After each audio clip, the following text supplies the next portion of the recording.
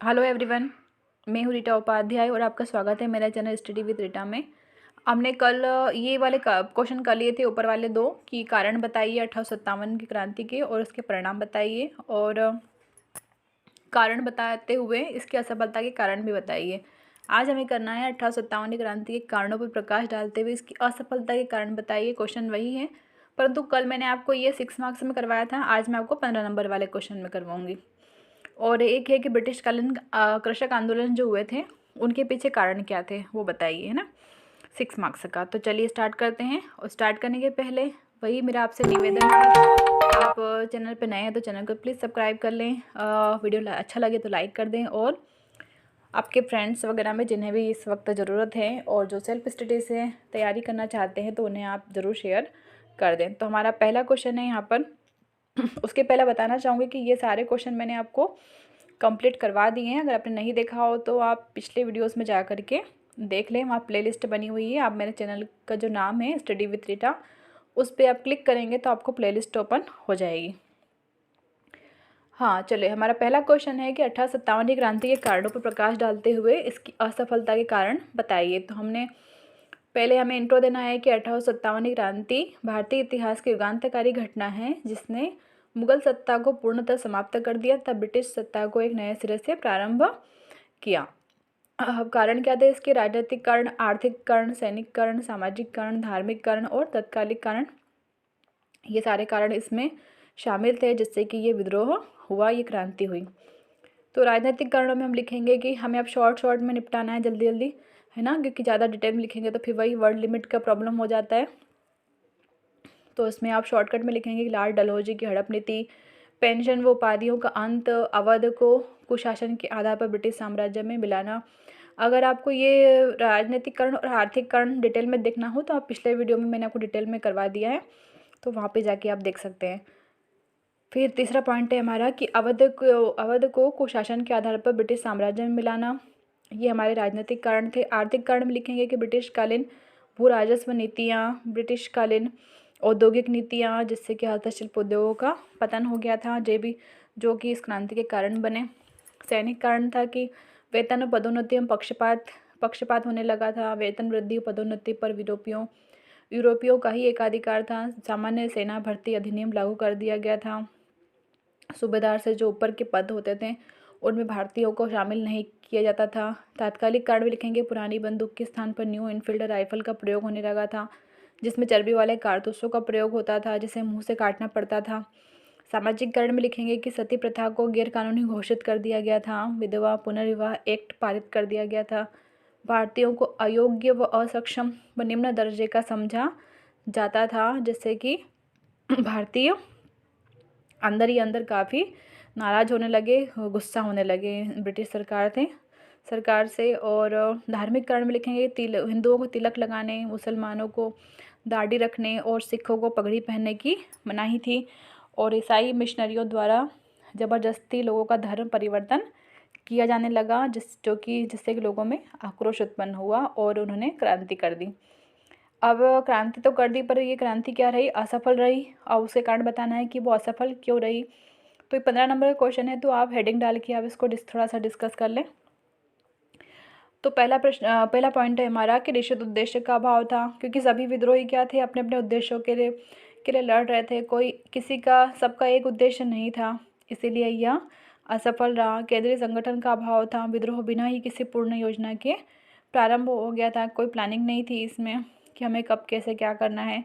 योग्य नेतृत्व का अभाव था। योग्य नेतृत्व जैसे कि बहादुर शाह जफर जो थे अंतिम मुगल शासक, उन्हें इसका नेतृत्वकर्ता बनाया गया था इस क्रांति का, परंतु उन्होंने नेतृत्व तो संभाला, परंतु उनमें योग्यता नहीं थी उतनी कि वो इतनी बड़ी क्रांति को अंजाम तक पहुंचा पाते। फिर चौथा है जन समर्थन का अभाव। विद्रोह में सिर्फ जिन्हें जिन्हें प्रॉब्लम थी, केवल वही लोग लड़ रहे थे अपने उद्देश्य के लिए। बाकी जैसे शिक्षित लोग जो थे और कृषक जो किसान वगैरह थे, जनजातियां जो थी, वो पूर्ण रूप से इस क्रांति में शामिल नहीं थी। पांचवा है विद्रोह का सीमित स्वरूप। तो विद्रोह जो है भारत के कुछ ही भागों तक सीमित रहा। पूर्वी बंगाल, पश्चिम बंगाल, कश्मीर, उड़ीसा एवं दक्षिण भारत में विद्रोह का विस्तार नहीं हो सका। 6 पॉइंट है, दिल्ली का स्ट्रेटजिक महत्व न समझना। भारतीयों ने जो है दिल्ली का स्ट्रेटजिक महत्व नहीं समझा और इसी का फ़ायदा किसने उठाया? ब्रिटिश सरकार ने उठाया। उन्होंने सबसे पहले क्या करा, दिल्ली पर ही कब्जा कर लिया और जैसे क्या हो गया, युद्ध जो क्रांति थी वो ज़्यादा टाइम तक नहीं चल पाई, और क्योंकि दिल्ली जो थी वो शक्ति की रीढ़ थी और भारत पर शासन का केंद्र था, इसलिए अंग्रेज़ों ने सबसे पहले उसी पर कब्जा किया। और सातवां था, अंग्रेज़ों की तुलना में विद्रोहियों के साधन क्या थे? सीमित थे। वो मॉडर्न जो टेक्निक से लेस थे अंग्रेज़, और विद्रोही अपने जो भारतीय थे उनके पास वही पुरानी तलवार वगैरह, भाला वगैरह, तो इससे क्रांति करना संभव नहीं था इतनी बड़ी। और आठवां सबसे महत्वपूर्ण पॉइंट था कि रेलवे एवं विद्युत तार व्यवस्था के माध्यम से उस टाइम तक क्या हो गया था, रेलवे और विद्युत तारों का प्रसार प्रचार हो चुका था भारत में। तो ये काफ़ी बेनिफिशियल हुआ किसके लिए? अंग्रेज़ों के लिए, क्योंकि उन्हें तुरंत सूचना मिल जाती थी कि कहाँ पर क्या हो रहा है और आगे वो लोग क्या करने वाले हैं, तो वो लोग पहले से ही तैयार हो जाते थे उन्हें दबाने के लिए, भारतीयों को। तो यही लिखना है हमें कि रेलवे एवं विद्युत तार व्यवस्था के माध्यम से ब्रिटिश विद्रोहियों की गतिविधियों से अवगत रहे और उसे कुचलने में सफल भी रहे। इस प्रकार कंक्लूजन आखिरी में कि इस प्रकार 1857 का विद्रोह असफल रहा, परंतु इसने 1947 के स्वतंत्रता आंदोलन की आधारशिला रख दी थी उस टाइम पर। अब हमारा नेक्स्ट क्वेश्चन है कि ब्रिटिशकालीन जो कृषक आंदोलन हुए थे कौन से? नील विद्रोह, पावना विद्रोह और चंपारण विद्रोह। तो इसके कारण बताइए। तो हमें बताना है कि पहले इंट्रो, क्योंकि ये 6 मार्क्स का क्वेश्चन है। तो कृषक आंदोलन का मुख्य कारण ब्रिटिश औपनिवेशिक नीतियाँ थी, जिससे कृषकों में ऋणग्रस्तता, भुखमरी की स्थिति पैदा हो गई थी।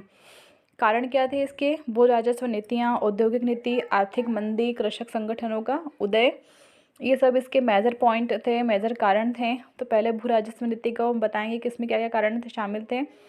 तो उसमें शामिल था अत्यधिक भू राजस्व, कृषकों का अत्यधिक शोषण, कृषकों में ऋणग्रस्तता, वो भुखमरी की स्थिति पैदा होना, ये सब भू राजस्व नीतियों के कारण उत्पन्न हुए थे।